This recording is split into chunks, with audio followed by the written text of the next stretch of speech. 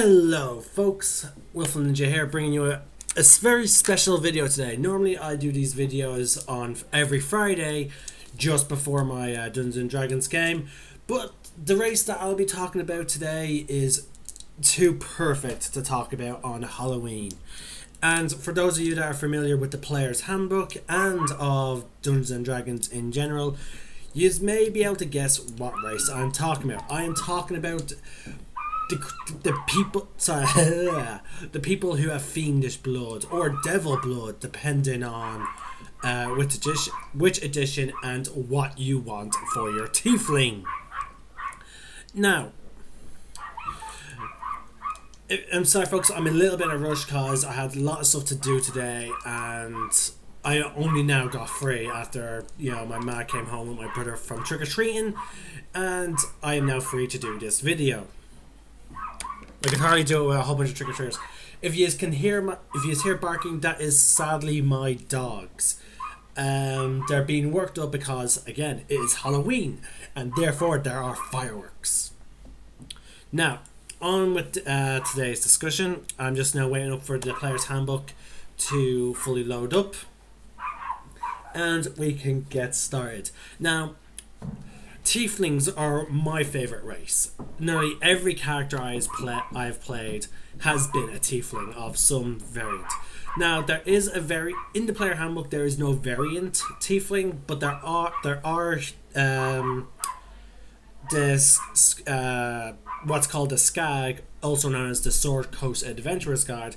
There is also, of course, the UA Fiendish options. Now, I love how Wizards decide to release Fiendish options around Halloween because it really ties in, but sadly I will not be talking about them. I will be focusing on the Player's Handbook because this is what this series is all about. It's about what the Player Handbook says about each race.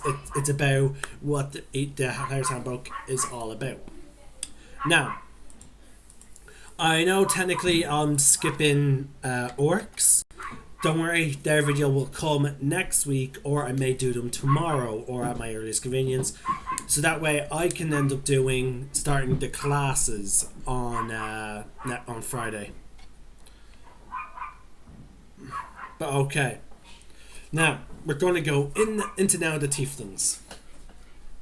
As per usual, I'll be remarking some sort of literature from Wizards or someone who has ties to Dungeons and Dragons or just a general type of situation. Today's quote will be read from Aaron M. Evans, and I think the book is called Brimstone Angels. Here's what it has to say. "But you do see the way people look at you, devil's child. Those black eyes cold as winter storm were staring right into her heart, and the sudden seriousness in his voice jolted her. What is it that they say?" he asked. "One's a curiosity, two's a conspiracy. Three's a curse," she finished. "You think I haven't heard that rubbish before?" "I know you have," when she glared at him. He added, "It's not as if I'm plumbing the depths of your mind, dear girl. That is the burden of every tiefling. Some break under it, some make it a milestone around their neck. Some revel in it." He tilted his head again, scrutinizing her with that wicked glint in his eyes. "You fight it, don't you? Like a little wildcat, I wager. Every little job and comment just sharpens your claws." And again, that is Aaron M. Evans from Brimstone Angels. I believe Aaron M. Evans is actually I don't believe it's the character, I believe it's the author. Let's go back and see for ourselves. The easiest one example is the Dragonborn. Yeah, actually, funny enough, Aaron M. Evans is the same author who wrote the quote, who took a quote from the adversary when it came to the Dragonborns. So yeah, that is pure now 100% the author, the name before the book name. But okay, now that is just a bit like a quote from a book. Again, it's called The Brimstone Angels. Here we go. To be greeted with stares and whispers, to suffer violence and insult on the street, to see the mistrust and fear in every eye. This is the lot of the tiefling. And to twist the knife, tieflings know that this is because a pact struck generations ago infused the essence of Asmodeus, overlord of the nine hells, into their bloodline. Their appearance and their nature are not their fault, but the result of an ancient sin, for which they and their children and their children's children will always be held accountable. So that goes into some. That goes into, I think, the Sword Coast origin of tieflings. Generations ago, some people made a deal with Asmodeus, the archdevil of the hell. He's the absolute ruler of the nine hells, and through that, a pact was made, and this pact came at a price, and that is a warped appearance. Now, the next sections are called Infernal Bloodline, Self-Reliant and Suspicious, and then we'll get into their tiefling names. We'll then talk about their sidebar, and then we'll go into the nice good bits, the traits we're playing as a tiefling. So okay, here we go with the Infernal Bloodline. Tieflings are derived from human bloodlines, and in the broadest possible sense, they still look human. However, their infernal heritage has left a clear imprint on their appearance. Tieflings have large horns and take any of a variety of shapes. Some have curling horns like a ram, others have straight and tall horns like a gazelle's, and some spiral upward like an antelope's horns. They have thick tails, 4 to 5 feet long, which lash or coil around their legs when they get upset or nervous. Their canine teeth are sharply pointed, and their eyes are solid colours: black, red, white, silver, or gold, with no visible scale area or pupil. Their skin tones cover a full range of a human coloration, but also include various shades of red. Their hair, cascading down from behind their horns, is a usual dark from black or brown, or to black red, dark red, blue, or purple. The dark red now interests me. I've not yet played the tiefling with that. I generally go for the black, and I love how their eyes are actually a solid colour. So that is generally the appearance of a tiefling. So we're now going to go into the self-reliant and suspicious. Tieflings subsisted in small minorities found mostly in human cities or towns, often in the roughest quarters of these places, where they grow up to be swindlers, thieves, or crime lords. Sometimes they live among other minority populations in enclaves where they are treated with more respect. Lacking a homeland, tieflings know that they have to make their own way in the world, and that they have to be strong to survive. They are not quick to trust anyone who claims to be a friend, but when a tiefling's companions demonstrate that they trust him or her, the tiefling learns to extend the same trust to them. And once a tiefling gives someone loyalty, the tiefling is a firm friend or ally for life. That is very interesting, because for those of you that are watching my Friday broadcast of my D&D games, you know that I'm playing a tiefling who goes by the name Loyal. Now, I will get into that in a little bit, and I will go into that explanation. But generally, he's pretty much like that. Like, he's now made a friend and ally of the fellow members of the Underguard, and he has gone to great extents to make sure that they succeed, or that his allies are safe. Again, I do apologize, guys, for the dogs, but fireworks, it's Halloween. But anyway, let's get on to the names. Now, this will explain why my character is called Loyal. Tieflings' names fall into 3 broad categories. Tieflings born into another culture typically have names reflective of that culture. Some have names derived from the Infernal language passed down through the generations that reflect their fiendish heritage, and some younger tieflings striving to find a place in the world adopt a name that signifies a virtue or other concept and then try to embody that concept. For some, the chosen name is a noble quest. For others, it's a grim destiny. Again, my character chose loyal, so he's trying to become the embodiment of loyalty. So some male infernal names is Acminios, Amon, Melek, Terai. Some female tiefling infernal names are Akta, Anakis, Nymeria, Makaria. That's the funniest one I think I found of all time. Thalia and Ritia. Now here's some examples of virtue names: Art, Carrion, Chant, Creed, Despair, Nowhere, Open, Poetry, Torment, Weary, Random, Reverence, and Sorrow. Now, we're now going down to the sidebar, mutual mistrust. Now, this shows how, this is one of the main reasons why I like playing Tiefling, because depending on the DM, it can lead into a very interesting role playing. And it had some interesting role playing until a player I played with took it too far, and then we were shocked to discover that it turns out this guy was.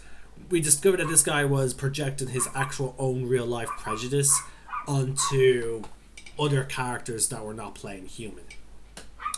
So yeah, I'm not going to name names, but it was a difficult time. It was one of those ones that really put a shock in me that, oh god, D&D can attract all manners of type of people. Like, so yeah. People tend to be suspicious of tieflings, assuming that their infernal heritage has left its mark on their personality and morality, and not just their appearance. Shopkeepers keep a close eye on their goods when tieflings enter their stores. The town watch might follow a tiefling around for a while. The demagogues blame tieflings for strange happenings. The reality, though, is that tiefling's bloodline does not affect his or her personality to any great degree. Years of dealing with mistrust does leave its mark on most tieflings, and they respond to it in different ways. Some choose to live up to the wicked stereotype, but others are more virtuous. Most are simply very aware of how people respond to them after dealing with the mistrust throughout youth. A tiefling often develops the ability to overcome prejudice through charm or intimidation. Now, this goes back to what we read at the very beginning sidebar of the uncommon races. Remember, folks, half-orcs are greeted with practical caution, but tieflings are subject. Now again, this is a quote from the PHP under the uncommon races, okay? So this is a quote. Half-orcs are greeted with a practical caution, but tieflings are the subject of supernatural fear. The evil of their heritage is plainly visible in their features, and as far as most people are concerned, a tiefling could very well be a devil straight from the nine hells. People might make warding signs as a tiefling approaches, cross the street to avoid passing near one, or even bar their shop doors before a tiefling can enter. See, all this has what makes tieflings so enjoyable for me to play, is that potential overcoming. Like, half orcs, the funny thing is, now again, when I was reading the half orcs, I discovered that half orcs actually do, their heritage actually does have a mark on them in terms of personality, whereas tieflings don't. Tieflings are free of any type of influence, except for their appearance. Anyway, let's get into the nitty gritty of actually playing a tiefling. Now, you have an ability score increase. Your intelligence goes up by 1, but your charisma goes up by 2. So that means tieflings are great for playing magic users in general. Now, there are sub races that change the intelligence or the feral tiefling from the Sword Coast Adventurer's Guide changes the charisma ability score by 2 to a dexterity score increase by 2. So either way, they're a great race to play if you're playing a warlock, sorcerer, bard even. Again, any character that makes use of intelligence or charisma. Hell, even a rogue can make use of that intelligence and charisma if you go, the route of the arcane trickster, which we'll get into eventually as the classes go on. Now, tieflings mature at the same rate as humans, but live a few years longer. As before, we discovered the humans' lifespan in another video, so check that out. Or if you have the player's handbook, you can check that out yourselves. Now, the alignment again. This is purely recommendation. It is not solid. We actually had me and my friend Blue actually had a player who solidly believed that alignment was what you had to play. Here's what it says. Tieflings might not have an innate tendency towards evil, but many of them end up there. Evil or not, an independent nature inclines many tieflings towards a chaotic alignment. Now, notice that an independent nature inclines many tiefling, not all, many, towards the chaotic alignment. And that could even be chaotic good, chaotic neutral, chaotic evil. I do not like chaotic evil. It's very tricky to play, and I've seen too many players use it as an excuse to be complete a-holes. Now, your size is medium. It's about the same build as a human. Your speed is 30 feet. You have dark vision because you're infernal heritage, up to 60 feet. You have resistance to fire, which is brilliant. It's a cantrip. I hate pronouncing it. Talk whatever. A specific cantrip in the player's handbook. Once you reach that cantrip, and then once you reach 3rd level, you can cast Hellish Rebuke spell once per day as a 2nd level spell, and once you reach 5th level, you can cast Darkness once per day. Charisma is your spell casting ability for those spells. Now, Hellish Rebuke is a great spell. Like, if you take range damage, you can look at the enemy and just be like, yeah, you're taking some damage as well, motherfucker. And whereas then Darkness is also handy because for those stealthy types.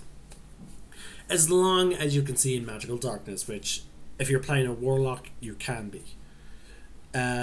You can speak, read, and write Common and Infernal, the language of the 9 hells. Now, through Unearthed Arcanas and through Sword Coast Adventurer's Guide, and I think maybe even Volo's, I'm not sure, they have expanded tieflings to not only include those that are hail from the hell, but for those that are also from the abyss. There's now Abyssal Tiefling, which I'm currently playing, and it's fun. But to be honest with you, I love all the Unearthed Arcana Fiendish Options Tieflings. I will get into a video about them eventually, and I'll explain why I love them.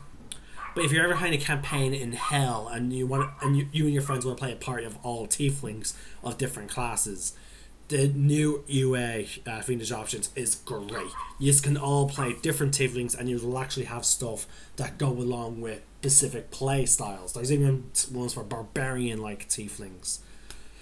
So yeah, great. And there's also the UA racial traits, which I'm using 2 of in that. Barbed Hide and Infernal Constitution, which gives me both cold and poison resistance. Brilliant. Now, folks, class recommendations.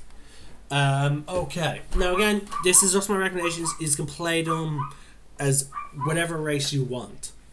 But, just based off their charisma and intelligence, here's what I recommend. Bard. Sorcerer, Warlock, Wizard. Sorry, folks. A lot of races Cleric and Druid use Wisdom. Barbarian primarily is Strength. Fighter is Strength or Dex. Paladin is Strength and Charisma. Okay, so yeah, you could play a Paladin. It's just that your melee attacks will suffer. Ranger, dexterity and wisdom. Rogue, dexterity. But you could play a arcane trickster, because you do have to have decent intelligence and charisma. You can play like the suave trickster, but yeah, those classes are the ones that will get the most benefit from your intelligence and charisma. Now, you could always play a barbarian who has decent charisma, for intimidation purposes. There's also a cleric who is very good at preaching what he worships. You don't have to play. Again, you don't have to play a class. Like, I've played tiefling regardless of what class I'm playing. I've played a tiefling ranger. I've played a tiefling rogue. At one point, sadly, it did not last. I want to get back into it. It was fun. I played a tiefling warlock, and I played a tiefling wizard. And in one of my games, in two of my games, I am playing tiefling wizard. Wait, 3 games. I'm playing a tiefling wizard, and in one, I'm playing also a 2 games I'm playing a tiefling wizard. No, 3. Yeah, 3. I'm playing a tiefling wizard, and in one game I'm playing a tiefling blood hunter named Power, because that's what he wants to embody. And he's a Order of the Lycan blood hunter, which, again, folks, if you're familiar with Matt Mercer, it's a class that he designed. Now, I'm afraid that I'm not just sort of rushing through this video. I hope I didn't go too fast for you folks. As I said, my videos that don't have sub races tend to be very short. I do apologize. Next week or tomorrow, some point before Friday, I'll try and get my half orc video done. Or on Friday, I may do a double video. The next chance I get, I'll do several videos. I'll do a video for orcs, and if I can't on Friday, I'll do 2 videos. 3 videos technically. The half orc, the barbarian class, and then finally my D&D broadcast. I hope I can get them all done for you. I'm looking forward to now talking about the classes, because that's the real nit and gritty of playing D&D, is your class, and how could you replay that type of character. If I can, I will also see about getting some of my players and friends who play D&D to talk about their favorite class, like the people who the class that they tend to like. Now, I can get Blue technically to talk about all the classes because he's played, I think, every single one. But him as Gregor, the dwarven barbarian who aspires to be a druid. So yeah, it might get him in to talk about Gregor a bit. But for the time being, folks, this is Wolf Ninja signing out. Happy Halloween, and may the force be with you. And remember, roll for initiative.